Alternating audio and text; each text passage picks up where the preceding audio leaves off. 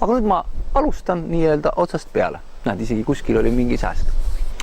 Tere tulemast Võrkturunduse lehele. Minu nimi on Kristjan Kiis, endiselt. Kuidas sul suvi läks? Kas nii või kuidagi teisiti?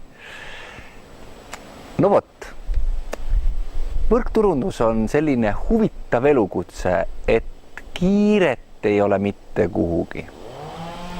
Võid rahulikult teha, nagu see mees seal oma puid saeb, keegi ei sega, ei ütle, et nii või teisiti, ise ütled. Miks ma sellest räägin? Ma räägin sellest sellepärast, et minu elus oli üks pikk paus. Paus oli tänu sellele, et ma vahetasin novembris võrkturundusettevõtet ja seekord otsustasin teha hoopis teistmoodi midagi. Nimelt, mis ma teen? Esimesed 8 kuud ma lihtsalt vaatasin ja jälgisin, mida need inimesed teevad, kuidas see ettevõte toimib, käisin mõned koolitusel, tegin esimesed kliendid ära, saan oma tooted tasuta. Ja nüüd ma mõtlesin, et oleks aeg vist alustada natukene aktiivsemat tegevust. Aga mõte on just see, millest mina enda juures aru sain, oli see, et eelmise ettevõttega, kus ma sain väga palju kogemusi, millele ma olen siiani tänulik ja mille tooteid ma siiani veel tasuta tarbin, sain ma enda puhul aru, et minul, kuidas öelda, see muutus tööks. Ja minu puhul sõna töö, siis ma pigem tõmbun eemale ja lähen minema. Mida ma tahan öelda on see, et vali õige tempo enda puhul. Saa aru, mis on sinule sobilik. Ja nüüd selle 8 kuu jooksul mõtlesin, mõtisklesin, vaatasin ja panen paika esimese 3 kuu tempo. Kuidas ma tahan nüüd hakata liikuma? Nüüd, kus ma olen saavutanud iseeneses kindlused ja see toode sobib mulle ja mu kliendid on rahul, ma saan aru, kuidas see süsteem töötab, millised inimesed siin on, kuidas nemad selle ettevõtte puhul tegutsevad.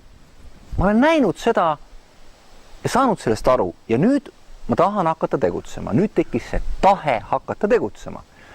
Kuid selle vahega, et mitte teha seda kui teist palgatööd või teist, palgatööd pole võib-olla õige, aga teist, ütleme, aktiivset tegevust teise kõrvale. Vaid leida endale kuni, näiteks minu puhul sobib kuni 4 tundi päevas põhitöö, mis annab mulle kindla tulemuse, siis kindla palganumbri, mina vahetan oma aega raha vastu ja kuni 2 tundi päevas. Ma arvan, et isegi võib-olla tunnikene ja sealt edasi 2 ja võib-olla järgmine kuu, ülejärgmine kuu 3, tasapisi liikuda edasi. See tempo on see, kus ma tunnen, et ma olen ikkagi mina. Ma olen mina ise, ma ei pea olema kuidagi pinges või kuidagi ajama kangesti tulemust, aga tulemused tulevad nagunii. Ja tulevad väga head tulemused, kui ma ise tunnen ennast hästi selle tegevuse juures. Kui inimesed, kes on minu ümber, tunnevad hästi ennast meie kokkusaamiste puhul. Ehk siis ma tahan öelda, et ma olen tagasi. Tere!